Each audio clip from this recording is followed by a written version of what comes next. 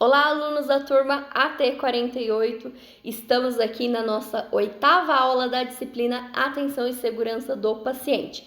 E hoje nós iremos falar sobre a meta 6, a última meta, de segurança do paciente, que ela vai falar sobre reduzir o risco de lesão por pressão e de queda. Eu espero que vocês gostem dessa aula. Qualquer dúvida pode deixar pergunta, me mandar um e-mail que a gente vai se falando por lá, tudo bem? Então vamos lá. Queda e lesão por pressão. Queda é o deslocamento não intencional do corpo para um nível inferior à posição inicial, resultando ou não em danos. Então, também existe uma classificação de queda, com dano, com queda leve, moderado, grave ou sem dano, O fato de eu tropeçar já é considerado como uma queda sem dano, Então, eu tropecei, posso ter tido a queda ou não, E aí, decorrente pode ser sem dano, leve, moderado ou grave, tá? Essas lesões podem ocasionar limitações e incapacidades temporárias ou permanentes. Então, dependendo da gravidade da queda, pode não acontecer nada, ou até mesmo eu posso aí ter uma queda, bater a minha cabeça, e ter alguma lesão permanente, tá? O risco de queda de pacientes está presente em hospitais, ambulatórios e serviços de apoio terapêutico.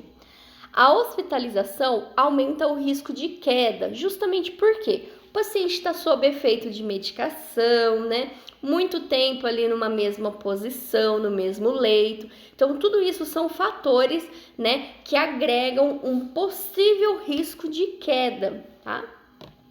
Pois os pacientes se encontram em ambientes que não lhes são familiares.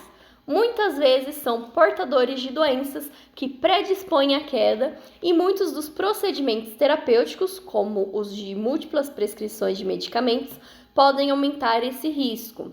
Fatores que predispõem às quedas. Fatores relacionados ao uso de medicamentos. Então, o paciente ele já faz uso, contínuo de medicamento, então no ambiente hospitalar ele vai fazer um tratamento para determinado diagnóstico, Então, os efeitos dessa medicação pode ser um fator contribuinte para a queda, tá? Número insuficiente de recursos humanos, materiais e equipamentos. Então, isso envolve desde não ter equipe para prestar uma assistência, auxiliar, um apoio para esse paciente ir até o banheiro, claro que quando ele pode, até a elevação de uma grade da cama, porque a cama não tem, então tudo isso envolve também o fator que predispõe à queda. Transporte ou transferência insegura. Infraestrutura inadequada. Falta barras de apoio na vertical e horizontal e de pisos antiderrapante nos banheiros, uso de materiais improvisados, trajetos obstruídos, ausência de rampas, elevadores em manutenção. Então, tudo isso também pode aí derivar uma queda do nosso paciente, tá? Cuidados de enfermagem na prevenção de queda. O que a gente pode fazer quanto enfermagem para prevenir a queda, Orientar o cliente familiar sobre o risco para a queda, elevação de grades de proteção, dispor a campainha ao alcance do cliente e orientá-lo como utilizá-lo, assegurar que os itens pessoal do cliente estejam no alcance dele, manter a unidade do cliente limpa e organizada, sem acúmulo de materiais e equipamentos desnecessários. Orientar o cliente a levantar devagar, sentar no leito e apoiar os pés sobre a escada ou colchão, para depois sair da cama. Transportar o cliente na cadeira de rodas com cinto de segurança e na maca com as grades elevadas. Orientar o cliente ou responsável sobre mudanças na prescrição médica que possam causar vertigem, tontura e hipoglicemia. Então, isso é muito importante, Por exemplo, a morfina, um medicamento aí de alta vigilância, fortíssimo. Quando esse paciente, é submetido à administração dessa medicação, a gente deve comunicar ao paciente sobre os efeitos. Pode causar vertigem, mal-estar. Então, isso eu já estou orientando para o meu paciente tomar um pouco mais de cuidado no momento de se levantar, de caminhar, porque pode causar aí um mal-estar e até mesmo uma queda, tá? E agora a gente vai falar um pouquinho aí sobre queda e lesão por pressão, tá? Desculpa, vamos falar específico agora de lesão por pressão. Lesão por pressão é um dano localizado na pele e ou tecidos moles, geralmente sobre uma proeminência óssea. Proeminência óssea são todas as nossas derivações que a gente sente um pouco mais do osso, né? Então, seja lá, cotovelo, calcâneo, né? Aqui na região da bacia, do cóccix, né? Tem proeminências ósseas que se fica muito friccionado ali, né? Com a cama, com uma determinada posição, pode causar aí um tipo de lesão, tá? A lesão por pressão ocorre por ou fatores intrínsecos, quando a gente fala intrínseco, é interno, é próprio do paciente, que pode ser por nutrição, envelhecimento, anemia, pressão arterial, edema, estresse, tabagismo, temperatura da pele ou infecção. Ou por fatores extrínsecos, quando a gente fala em extrínsecos, são fatores externos, né? Por fricção, ou seja, apoio muito prolongado ali naquela pele, tá? Umidade e força de cisamento, ou seja, né, tem a raspagem, né? Por isso que quando a gente vai elevar o paciente, subir o paciente no leito, a gente não pode, né, puxá-lo, porque pode ter aí força de cisamento que pode romper a pele do paciente. E a lesão por pressão, né, os estágios da lesão por pressão, ele é classificado aí em 4 estágios, que a gente vai falar posteriormente. Eu só deixei a imagem aí dos 4 para vocês verem o quanto a pele é atingida, tá bom? Então, lesão por pressão no estágio 1, a pele ela tá íntegra, né, com eritema que não esbranquece, ou seja, a pele está íntegra, porém tem uma vermelhidão, né? Sem ser surgimento de pus, não tem nada bolhoso, nem esbranquiçado, ele só tá vermelho. Então, a gente considera como lesão por pressão em estágio 1, tá? Deixei até a fotinho aqui para vocês, ó. Lesão por pressão em estágio 2, que é a perda da pele em sua espessura parcial com exposição da derme. Então, ela aparentemente também está vermelha, né, e permeada, né, aquela pele, e tem a liberação de umas escamas, né? Ela parece uma sensação bolhosa, né, a gente já consegue ver a derme, tá? Perda da pele em sua espessura parcial com exposição da derme. O leito da ferida é viável, de coloração rosa ou vermelha, úmida e pode também apresentar-se como uma bolha intacta. Lesão por pressão no estágio 3, né? É a perda da pele em sua espessura total, né? Então, a gente já consegue, já atingiu a derme, a epiderme, eu consigo ver, né, uma lesão maior, bem permeada, muitas vezes pode ser que está até infectada, tá? É a perda da pele em sua espessura total, na qual a gordura é visível e frequentemente tecido de granulação. Não há exposição de fáscias, né, é aquela camadinha, né, que existe antes ali do músculo. Músculo, tendão, ligamento, cartilagem e ou ossos.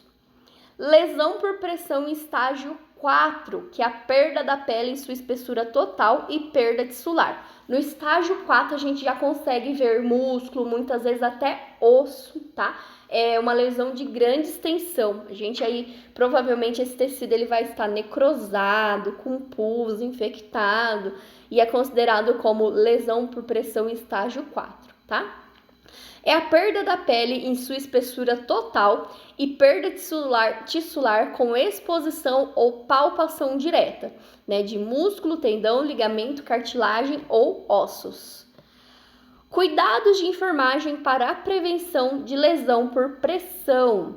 Então, quais são os cuidados para a gente prevenir que chegue aí nesses estágios, né, de lesão por pressão?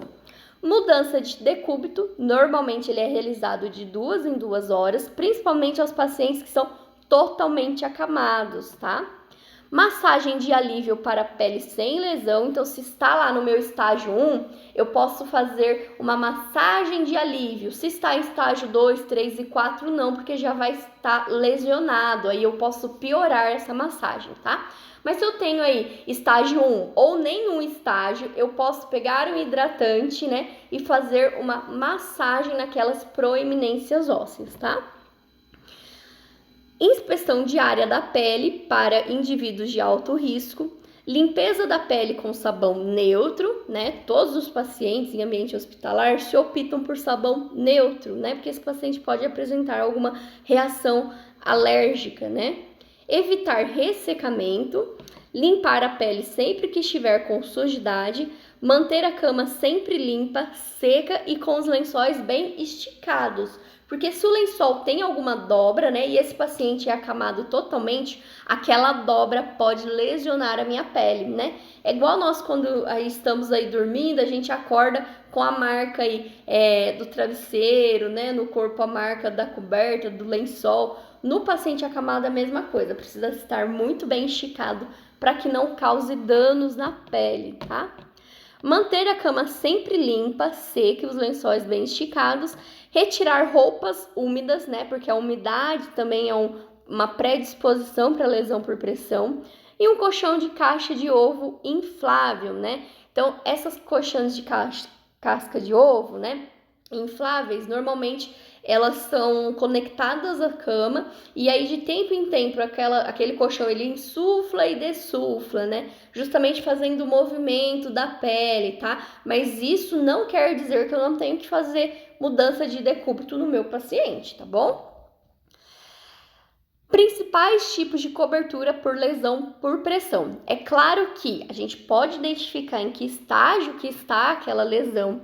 Porém, os fármacos utilizados só será prescrito pelo médico ou por um enfermeiro que tem uma capacitação em curativos, tá bom? Então, pode ser por filme transparente. Esse filme transparente normalmente é mais para proteção da pele mesmo, tá?